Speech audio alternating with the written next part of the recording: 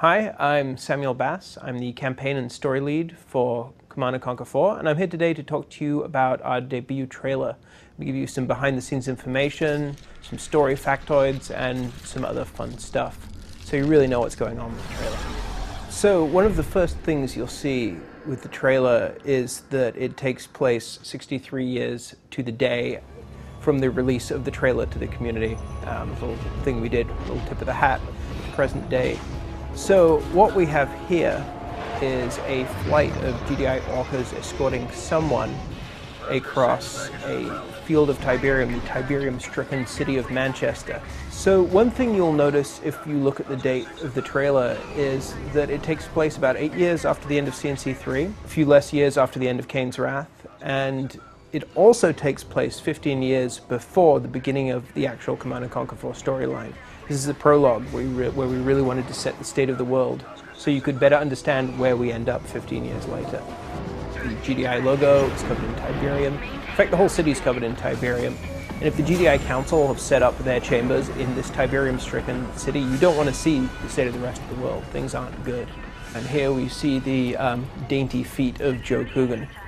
Now, while this, within the context of the trailer, is the GDI Council chamber, where we actually shot this was a real location. This is the LA Times building in downtown LA, which both has great, creepy, kind of science fiction-y corridors, and also a spectacular Danish modern conference room that we really wanted to use, and that became the GDI Council chamber.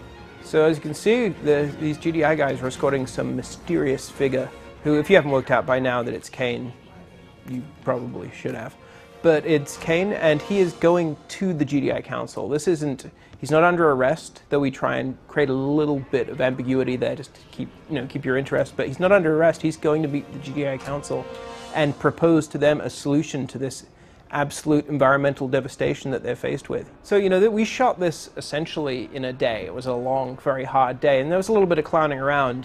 We have some great footage of the mighty Joe Coogan running headfirst into a wall and falling ass backwards onto the ground that will probably sneak its way out onto the internet one way or another.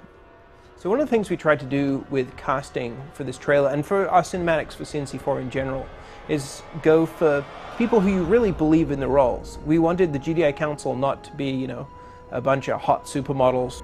One thing we really wanted to establish with this part of the trailer is a sense of trepidation on both sides. Like, Kane is tense, GDI is tense. This isn't something that either side really wanted to happen. They're being forced into this situation where they have to meet and talk. And so we really wanted to sell GDI being nervous, being unsettled, some people really not being happy with the way things are going. So what you see here is the Tacitus, which has been in every CNC game since Tibb's Son. It played a big role in Firestorm, played a huge role in Kane's Wrath, and is returning into CNC4 as a driving element of the story. What you might not know about the Tacitus is, beyond being a lexicon of alien knowledge, it's also a light bulb with a piece of tape on it that's stuck to Joe Coogan's hand. We did a little bit of movie magic. He's not really holding a glowing ball, and in fact, if you look closely, his hand's actually CG.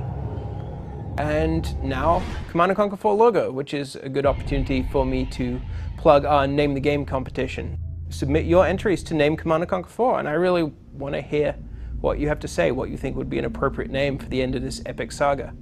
And with that, I'm Samuel Bass, signing off.